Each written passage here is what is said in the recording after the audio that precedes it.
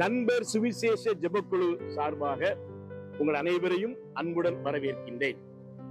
இன்றைய மன்னா தியான பகுதியில் சங்கீதம் 67 6ஆம் வசனம், பூமி தன் பலனை தரும், தேவனாகிய எங்கள் தேவனே எங்களை ஆசீர்வதிப்பார். பூமி தன் பலனை தரும். ஒருவேளை இந்த பூமி தன் பலனை கொடுப்பதிலே சில நேரங்களிலே வறட்சி காணப்படலாம், பல வேளைகளிலே தடைகள் ஏற்படலாம். பூமி தன் பலனை கொடுக்கும், ஆனால் சில நேரங்களில் தாமதமாகலாம்.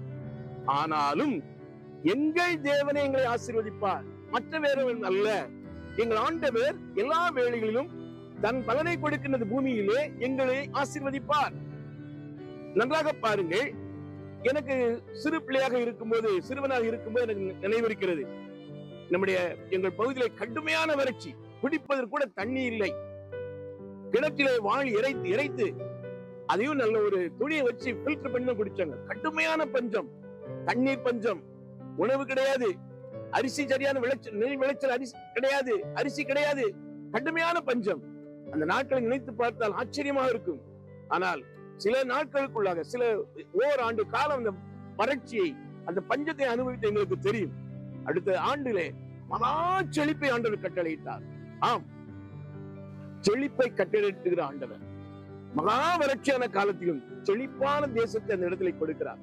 பூமி தன் பலனை கொடுக்க என்றால் செழிப்பு முக்கியம், இயற்கை முக்கியம், நீர்வளம் முக்கியம். அப்படி என்றால்தான் பூமி தன் பலனை கொடுக்க முடியும். பாருங்கள், சங்கீதம் 33ஆம் சங்கீதம் 3ஆம் வசனத்தில் சொல்லப்பட்டிருக்கிறது. சங்கீதம்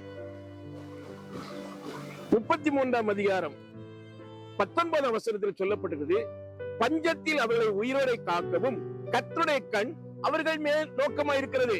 யாருக்கு? தமக்கு பயந்து தம்மை கிருபைக்கு காத்துள்ள ஆத்மாவை மரணத்திலிருந்து விடுவிக்க. ஒருவேளை மரணத்திலிருந்து விடுவிக்கத்தக்கதாக ஒரு மரணத்துக்கு நோக்கி இருந்த ஒரு சூழ்நிலையிலும் ஆண்டவர் தம்முடைய கிருபைக்கு காத்திருக்கிற மேல் பஞ்சத்திலே அவர்களை உயிரோடை காக்கவும் கர்த்தருடைய கண் அவர்கள் மேல் நோக்கமாயிருக்கிறது. ஆண்டவருடைய கண் நோக்கமா இருந்துகிட்டே இருக்கும், எப்பயாவது எப்படியாவது காப்பாற்றும். அதுதான் தாவீது அழகா சொல்றார், எங்கள் தேவனே எங்களை ஆசீர்வதிப்பார். கர்த்தருடைய கண்கள் நம்ம மேல் நோக்கமா இருக்கிறது. அருமையானவர்களே, கர்த்தருடைய கண்கள் நம்ம மேல் நோக்கமா இருக்கிறது. பாருங்கள், பல வேதத்தில் பல்வேறு காலகட்டங்களே பஞ்சமான சூழல் இருந்தாலும், எகிப்திலே ஒரு நேரத்திலே பஞ்சம், யோசேப்பின் காலத்திலே பஞ்சம் ஏற்பட்டது. அடுத்த 7 ஆண்டுகளில் செழிப்பை கட்டளையிட்டார். அதிலே கற்றுக்கொள்வது என்ன? தேவ பிள்ளைகளை அங்கே ஆசீர்வதிக்கிறார்.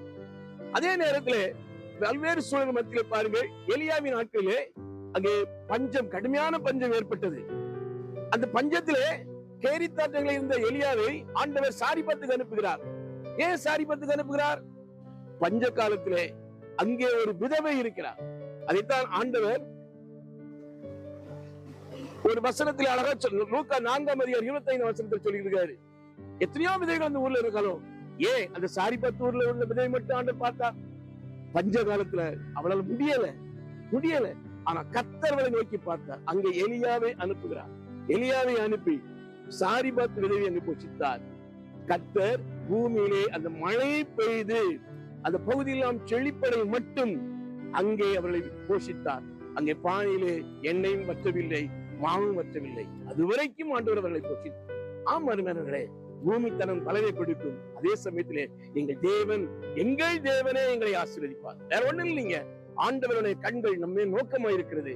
நம்முடைய ஆண்டவர் நம்மை நிறைவாய் ஆசீர்வதிக்கிற ஆண்டவர், நம்மை நிறைவாய் ஆசீர்வதிக்கிறவர். அப்படிப்பட்ட கிருபைகளை தேவன் தாமே தந்தருள்ளார். ஜெபம் செய்வோம். அன்பின் தகப்பனே, இந்த அருமையான வேலைக்காக துதிக்கிறோம், ஸ்தோத்திரிக்கிறோம். பூமி தன் பலனை தரும், எங்கள் தேவனே எங்களை ஆசீர்வதிப்பார். ஆம் ஆண்டவரே, எல்லா சூழ்நிலை மத்தியிலும் எங்கள் தேவன் எங்களை ஆசீர்வதிக்கிற தேவன், எங்களை ரட்சிக்கிற தேவன், எங்களோடு கூட இருக்கிறீர். உமக்கு ஸ்தோத்திரம். இயேசுவின் நாமத்தில் ஜெபிக்கிறோம் பிதாவே, ஆமென்.